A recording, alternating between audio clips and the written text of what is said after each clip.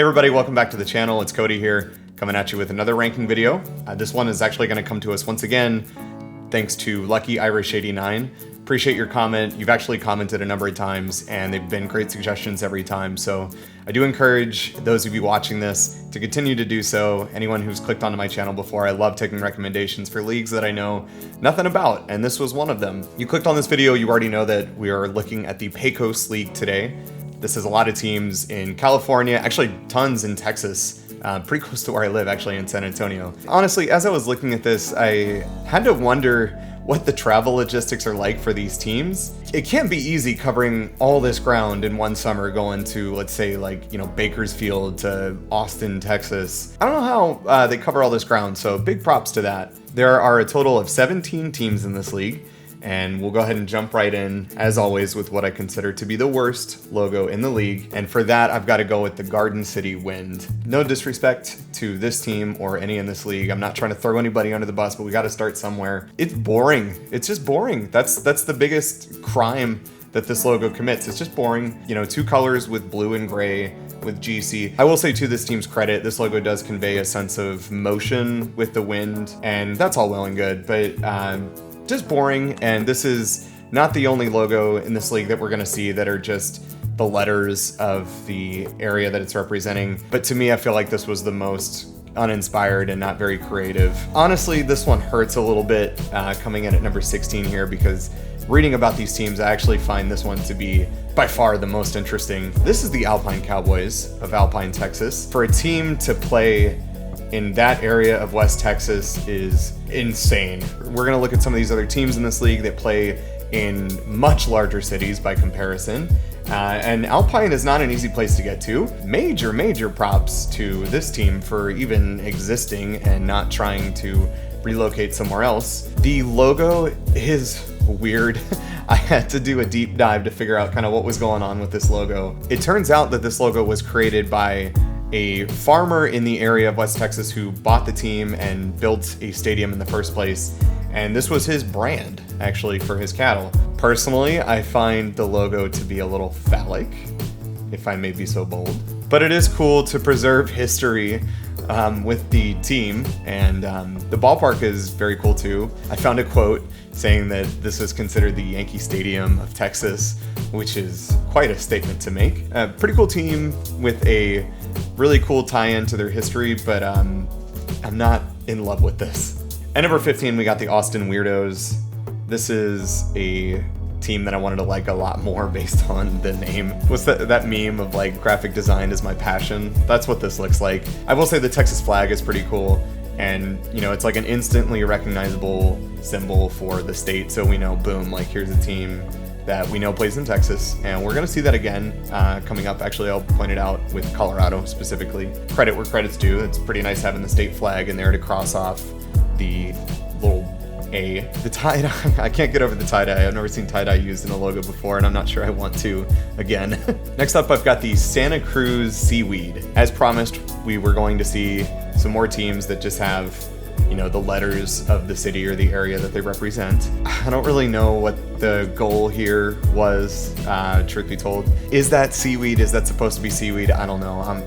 Probably. The team is named Seaweed, and I don't really know what seaweed looks like. I couldn't just draw seaweed out of memory, so I'm not saying I could do better, but I would have no idea this was seaweed if you didn't tell me it was seaweed. I really don't like just the two tones of green going through. I feel like maybe some white or like some black to kind of spice things up would be nice, and I'm tired of looking at this, so we're gonna move on. At number 13, I've got the Trinidad Triggers. As I just talked about with the Austin Weirdos, we see like the big symbol for Colorado on the top of the trigger. If you at home can tell me what this is supposed to be, please let me know. I have found no good answers. No amount of Googling, Yahooing, Binging, Ask Jeeving has given me any clues as to what a trigger is. I believe it has maybe something to do with like a railroad. I don't know what triggers are, so I don't really know how to adequately describe how well done this logo is, because, I have nothing to compare it to. But it looks fine. It kind of just looks like Captain Hook's hook hand.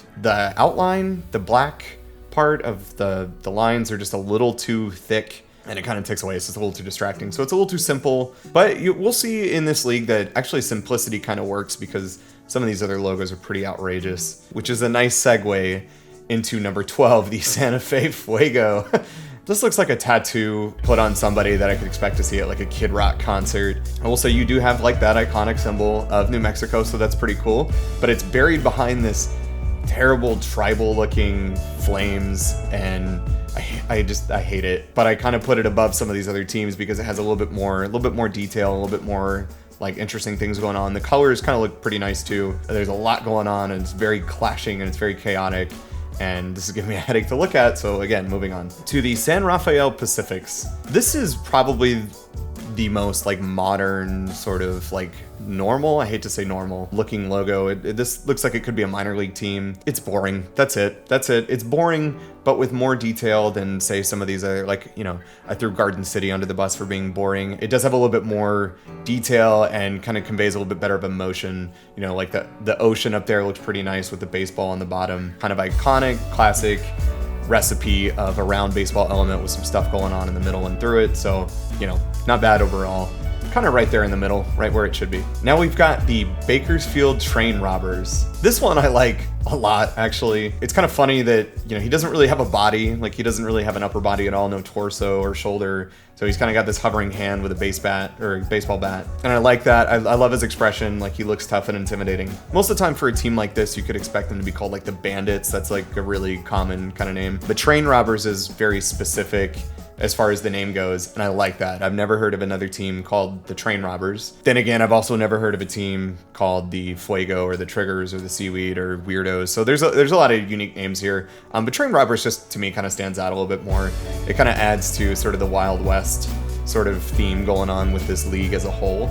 And I like that, and I love this logo, and it's very cool. At number 9, we've got the Roswell Aliens. This one is really simple. I think it's a little too simple. I wish they could have done something a little bit more interesting with the whole aliens of Roswell motif going on. Very well-known, very popular area for like alien sighting. And really all they did was they just threw a generic R, gave it this like awful, hard to look at lime green, and threw what just looks like the visitors from South Park up in the negative space for the R. That's really all this is. It's super simple, but I just love it. You know, it's an easy thing for Roswell to do. If a team in Roswell decided to be named like the Tigers or the Bulldogs, that would have been a huge missed opportunity. So they're sticking to what they're known for. They're going with the aliens. This could have been a little bit better in its execution because this is pretty bare bones, but I just love the history and the whole kind of like spookiness behind the Roswell alien sighting. So that's going to be a win in my book overall. Next up, we've got the Santa Rosa Scuba Divers, which again, okay, so at this point, every team in this league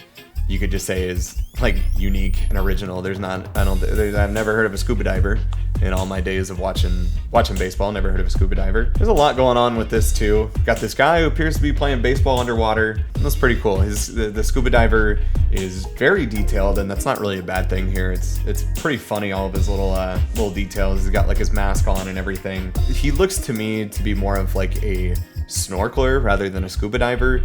So, you know, I don't know if they need to work on some of the imagery there, because he's not really scuba diving. He's missing like the tank, and he's in full baseball gear, so I don't know how successful he's going to be playing baseball. It's 2022. Live your dream, man. It's a pretty cool logo. Next up, we've got the Wasco Reserve. Not reserves, plural, just Reserve. So that's kind of interesting. This to me kind of looks like a combination between like the Akron Rubber Ducks and the Long Island Ducks. And that's not a bad thing. I think the colors work pretty well, although I'm not in love with them. That maroon and light blue is interesting. There's a lot of energy and flow to this, and I like it. Overall, I think it works pretty nice. I love how he's got this like angry kind of eyebrow expression from the stitching of a baseball with that white going up above his eye. That looks really cool. Overall, I think this works extremely well, and I'm a fan. Next up, we've got the Weimar Hormigas. Hormigas is just Spanish for ants, and this is hilarious and pretty cool. The expression on his face is really tough. He's cartoony, but he's also pretty fierce, so it works. It's not an issue for me, that cartooniness. I like this overall. Like, I don't know, the more I look at this, the funnier it is to me. Now we've got the Colorado Springs Snow Socks. There's a lot to break down here. First of all, again, we see another team in Colorado with the C for the flag of Colorado, so Love that instantly right off the bat. He's also got ski goggles, which is a nice little fun tie-in to the team name and the fact that we're in Colorado again, just kind of emphasizing that point. He's got this horrifying kind of Jack Frost expression, which frightens me and also intrigues me. I actually really like this. It's scary, but it works, and I'm getting freaked out the longer I look at this. Just know that I really like this logo. Next up, we've got the Martinez Sturgeon. You know, it's just a sturgeon fish holding onto a bat, looking cool and looking tough. Simple and easy. This logo feels a little bit more like polished and not as cartoony as some of these other logos that we've seen. This one kind of takes itself like a little bit more seriously, kind of has a more professional touch to it. This is one of 2 fish logos in this league, and which is a nice segue into the next one, which is the Monterey Amberjacks. This one is really cool too. There's a nice layering going on here with like water splashing out in front of the M, and then you've got the fish kind of wrapping like behind it, but wrapping his way in front of the M. It's cool. It creates a really nice sort of symmetry, and overall this just really works for me. Again, this is like another logo that's like fun and goofy and slightly cartoony, but also you can tell it takes itself pretty seriously. Just feels a little bit more professional than some of these other ones. At number 2, we've got the Tucson Saguaros. This logo is badass. It's literally just the saguaro cactus holding a baseball bat, you know, over its shoulder. It's an inanimate object that doesn't have any like expression, but it looks super tough for having no face. It's got the pricks coming off of it. I hope I can say pricks on YouTube, but given the content, I think it's okay. It's using what's kind of like the most well-known feature of Tucson, Arizona with the Saguaro National Park to its advantage, and then some. Cactus itself kind of looks like a T, so this just stands alone as just being like a cactus shaped like a T for Tucson, represents the city and the national park and everything about it with like attitude and personality, and it's super sick. But for number 1, I had to give it to the Houston Apollos. This is another great example of naming your team something after what your city is well known for. We've seen many examples of that throughout this ranking, but this to me just kind of takes it to the next level. The A with a baseball flowing through it like it's a comet, and then you've got the stars on the side. It just looks so clean. I love the colors here too. This actually looks like sort of a legitimate space logo. You wouldn't know it was a baseball team except for that comet baseball flying through, and I love it. That's such a simple detail, but this works so well for me. Even the font is kind of fun and sort of kind of spacey. This is a great example of doing something that's simple, but just knocking it out of the park, or I guess in this case, knocking it out of this world, maybe. I actually kind of like this better than the Houston Astros like Space City identity that they did for the City Connect.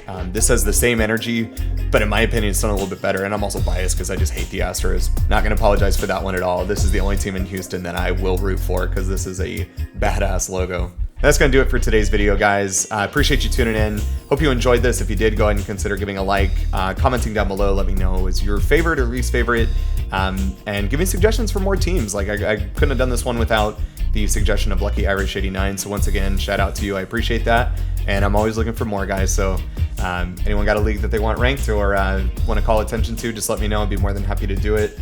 And I appreciate you guys as always. Thanks for tuning in. We'll catch you in the next video, guys. Thank you.